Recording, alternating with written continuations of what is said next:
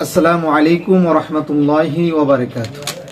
সম্মানিত দর্শক ও শ্রোতা মণ্ডলী, যে বা যারা যেখান থেকে দেশ বা প্রবাস থেকে আমাকে দেখছেন বা শুনছেন অথবা পরবর্তী দেখবেন বা শুনবেন, সবারই সুস্বাস্থ্য কামনা করছি। সম্মানিত দর্শক, আজকে আমি আপনাদের সামনে একটি গুরুত্বপূর্ণ প্রশ্নের উত্তর নিয়ে এসেছি।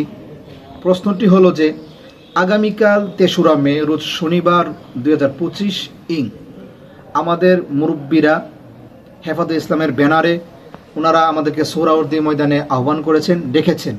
এখন প্রশ্ন হলো, আমরা কেন আগামীকাল ৩রা মে রোজ শনিবার আমরা সোহরাওয়ার্দী ময়দানে উপস্থিত হব? এটা কারণটা কি? অনেকের ভিতরে এই প্রশ্ন জাগতেছে। অনেক আলেম, বিশেষ করে যারা আলেম নয়, তারা এই বিষয়টা আমাদের কাছে প্রশ্ন করতেছেন।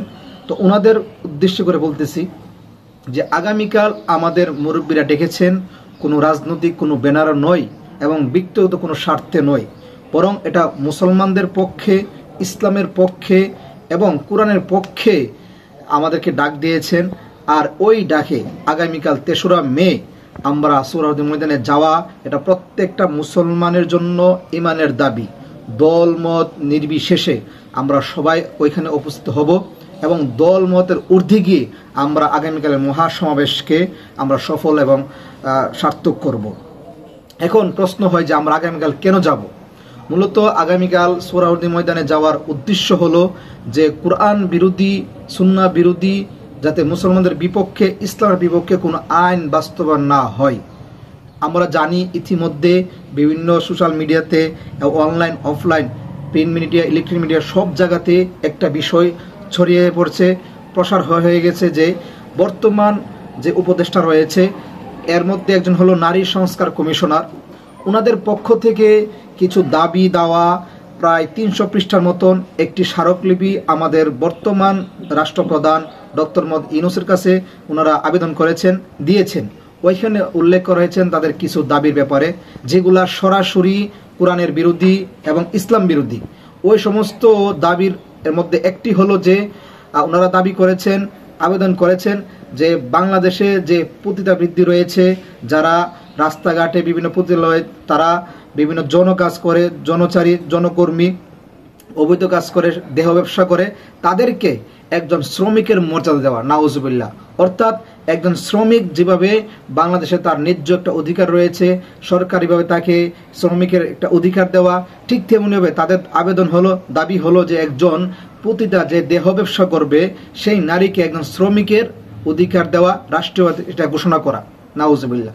দ্বিতীয় আরেকটা বিষয় তারা আবেদন করেছেন যে বাংলাদেশে যে সমকামিতা রয়েছে এটাকে প্রমোট করা এবং এটাকে বৈধতা দেওয়া, যেটার জন্য অতীতেও অনেক আন্দোলন হয়েছে, অনেক মুসলমান ভাইয়েরা রক্ত দিয়েছেন। ওই বিষয়টা চাচ্ছে যে তারা আবার বাস্তবায়ন করার জন্য। সমকামিতা হলো যে পুরুষ পুরুষের বিবাহ, শারীরিক মেলামেশা, এবং মহিলা মহিলার বিবাহ, শারীরিক মেলামেশা, এটাকে বলা হয় সমকামিতা, যেটা কোরআনের সম্পূর্ণ, ইসলামের সম্পূর্ণ বিরোধিতা।